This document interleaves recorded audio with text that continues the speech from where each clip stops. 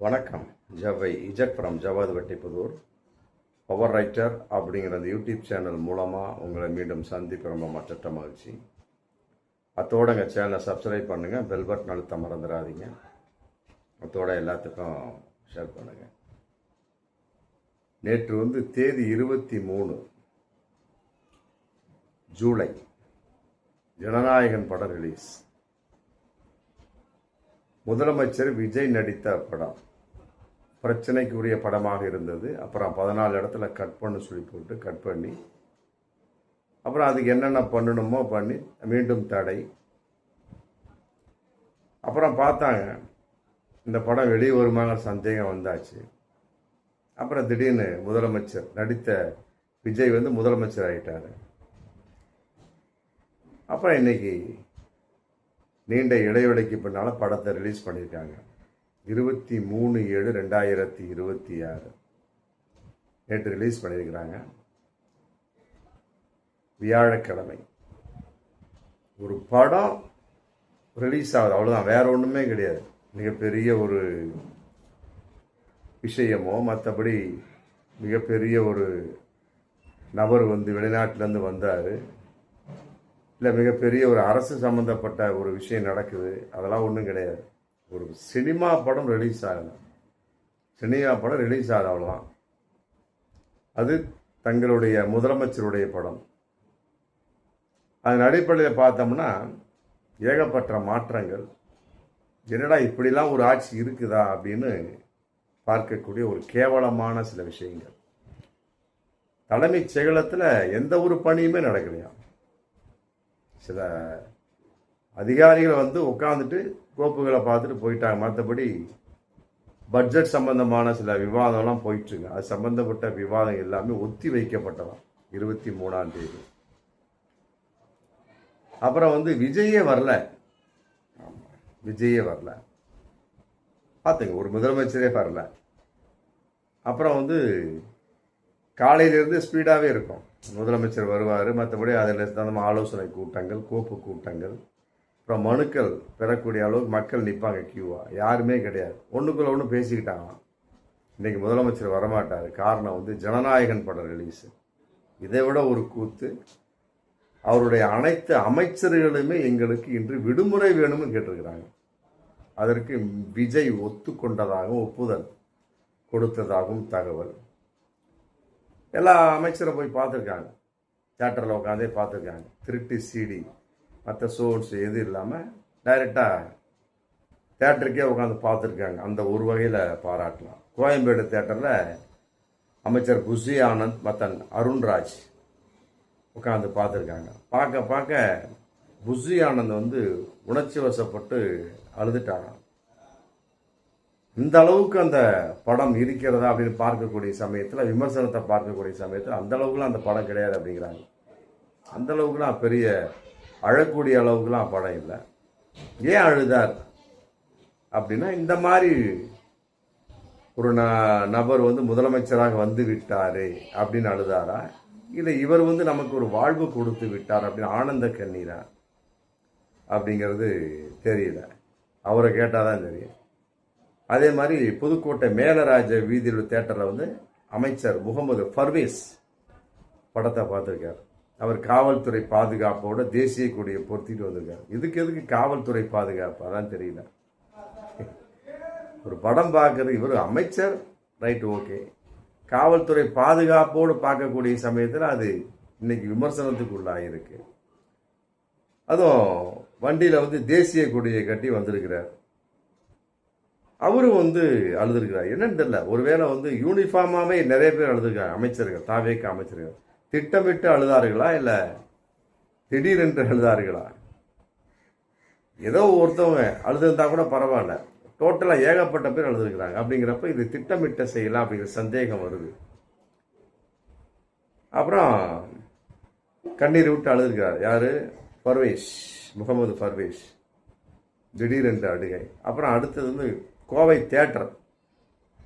தியேட்டரில் அமைச்சர் சம்பத்து, அப்புறம் போத்தனூர் தியேட்டரில் அமைச்சர் விக்னேஷ் ரசிகர்களோடு ஜனநாயகன் படத்தை பார்த்துருக்காங்க. விக்னேஷுக்கு துப்பாக்கி ஏந்திய போலீஸ் பாதுகாப்பு. அப்புறம் விக்னேஷ் வந்து விசிலடித்து பார்த்ததாக ஒரு தகவல்லாம் போயிட்டு இருக்கு. இதன் அடிப்படையில் வந்து காரில் தேசிய கொடி கட்டிக்கிட்டு வந்திருக்கிறாங்க. அதே நேரத்தில் அவங்களுக்கு அழுதுருக்குறாங்க கண்ணீர் விட்டு, 2 பேருமே, விக்னேஷும் சம்பத்குமாரும். ஆச்சுங்களா? அங்கே 2, இங்கே 1, 3, இங்கே 2, 5 ஆயிடுச்சு. அடுத்து ஈரோட்டில் ஒரு தேட்டரில் படம் பார்க்க வந்து அமைச்சர் விஜய் பாலாஜி அங்கே வந்து கட் அவுட்டை வந்து தொட்டு கும்பிட்டு அந்த தேட்டருக்குள்ளே போனாராம். கடைக்கு ஒரு அமைச்சருங்க கட் அவுட்டை தொட்டு கும்பிட்டு போனார். இதெல்லாம் வந்து ஒரு தவறான ஒரு முன் உதாரணம் அப்படிங்கிற மாதிரிலாம் தெரியல. என்னமோ அவங்க ஆட்சியில் இருக்கிறாங்க, நாங்கள் என்ன வேண்டுமானாலும் செய்வோம் அப்படிங்கிற நிலப்பில் அவங்க இருக்கிறாங்க. அவர்கள் வந்து ஒரு முன் உதாரணமாக மக்களுக்கு இல்லை அப்படிங்கிற இதன் மூலமாக தெரிந்து விட்டது. நல்லவேளை யாரும் பால் அபிஷேகம் பண்ணல, கற்பூர தீபாராதனை காட்டல. அவர் போயிட்டார். விஜய் பாலாஜி தொட்டு கும்பிட்டு உள்ளே போயிட்டார். அப்புறம் கரூர் தாவேகா மாவட்ட செயலாளர் மதியழகன், அப்புறம் எம்ஆர் விஜயபாஸ்கர் 2 பேர் வந்து தியேட்டரில் கண்ணீர் விட்டு அழுதாங்களாம். 5, 2, 7 பேர். இன்னும் எத்தனை பேர் அழுதார்களோ அப்படிங்கிறது என் தகவல் இல்லை. பட் இதெல்லாம் வந்து எதன் அடிப்படை? ஒரு படத்தை பார்க்குறாங்க, அது கற்பனையின் வெளிப்பாடு. மற்றபடி வந்து உணர்ச்சி வசப்படக்கூடிய அளவுக்கு இருந்தாலுமே கூட அழக்கூடிய அளவுக்கு என்ன இருக்குது? தங்கப்பதக்குங்கிற ஒரு படம் பார்த்துட்டு நான் அழுதுருக்கிறேன். அப்புறம் பாகப்பிரிவினை, அதெல்லாம் படம். இதெல்லாம் அழுகக்கூடிய அளவுக்கு என்ன இருக்கு? அது அமைச்சர், ஒரு தமிழ்நாட்டினுடைய அமைச்சர்கள் அழுதுருக்காங்கன்னா அப்புறம் இதற்கு மேல் வந்து விஜய் நடிக்க மாட்டார், இது கடைசி படம் என்பதற்காக அழுததாகவும் தகவல் போயிட்டு இருக்கு. எதுங்கிறது அவங்கவுங்களுக்கு தான் தெரியும். இதையெல்லாம் கூட ஒரு கூத்து. சிவகிரியில் உள்ள தேட்டரில் வந்து மொடக்குறிச்சி எம்எல்ஏ சண்முகம் அப்புறம் சில நிர்வாகிலாம் பார்க்க வந்திருக்கிறாங்க.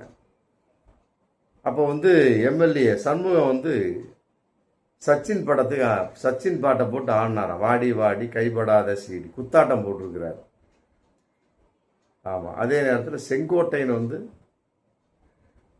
தாவேகா ஈரோடு கிழக்கு மாவட்ட செயலாளர் விஜய் வெங்கடேஷ்ட வந்து நல்லா ஒரு 3 தேட்டருக்கு உண்டான டிக்கெட்டை வாங்கி கொடுத்துட்டார். எப்படி ஒரு இதில் ஒரு 300 ஒரு 1000 டிக்கெட்டு மேலே வாங்கி கொடுத்துட்டார் தன்னுடைய செலவில். எல்லாத்துக்கும் கொடுத்துருப்பா அப்படின்னு போட்டு. அப்படி ஒரு சூழல். அந்த அளவுக்கு செங்கோட்டையனுடைய மிகப்பெரிய ஒரு அந்த ஆர்வத்தின் வெளிப்பாடு. பட் அவர் பார்த்தாரா அப்படிங்கிறது தெரியல, செங்கோட்டையன் பார்த்தாரா அப்படிங்கிறது தெரியல. ஆனால் நல்ல புள்ள மாதிரி, நல்ல பிள்ளைக்கு சொல்லாமல் செய்வது அப்படிங்கிற மாதிரி 3 தேட்டருக்கு உண்டான டிக்கெட்டை வாங்கி குறிப்பிட்ட தாவேகா செயலாட்ட கொடுத்து எல்லாத்துக்கும் கொடுத்துட்டு வர சொல்லியிருப்பா அப்படின்ட்டார். ஆனால் அவர் பார்த்தாரா அப்படிங்கிறது தகவல் இல்லை. ஆமாம். இப்படிலாம் ஒரு சூழல் நடக்கக்கூடிய சமயத்தில் திருச்சியில் ஒரு ஆஸ்பத்திரியில் ஒரு பேஷண்ட்டுக்கு காலில் வந்து எலி கடிச்சிருக்கு. அந்த அம்மா வந்து கால் எலும்புலாம் முடிஞ்சு அட்மிட் ஆகிடு. அந்த ஹாஸ்பிட்டலில் 500வது வார்டில் தங்க வைக்கப்பட்டிருக்கிறார். தமிழ்கொடின்னு பேர். தொடர்ந்து சிகிச்சை வாங்கிட்டு இருக்க சமயத்தில் திடீர்னு படுத்துருக்குறாங்க. அந்த அம்மா சுகர் பேஷண்ட் வர காலை வந்து எலி கடிச்சிருக்கு. இதான் தமிழகத்தினுடைய நிலைமை. ஜனநாயகன் படம் பார்ப்பது, சினிமாவுக்கு அடிமையாகிறது, மற்றபடி வந்து மக்களை கவனிக்காமல் விட்டு செல்வது, இதையெல்லாம் ஒரு இன்னொரு கூத்து நடந்திருக்கு ஜனநாயகம் சம்பந்தப்பட்ட வகையில். தேனி மாவட்டம் சின்னமனூர் மெயின் ரோட்டில் உள்ள ஒரு தேட்டரில் வந்து தாவேகா எம்எல்ஏ ஜெகநாத் மிஸ்ராவோட ஆதரவாளர்கள் வந்து போஸ்டர் ஒட்டியிருக்கிறாங்க. லெஃப்ட் பாண்டிக்கும் ஜெகநாத் மிஸ்ராவுக்கும் ஒத்து வராது போல இருக்கு. போஸ்டர் ஒட்டியிருக்கிறாங்க திரைப்படம் வருவதை ஒட்டி.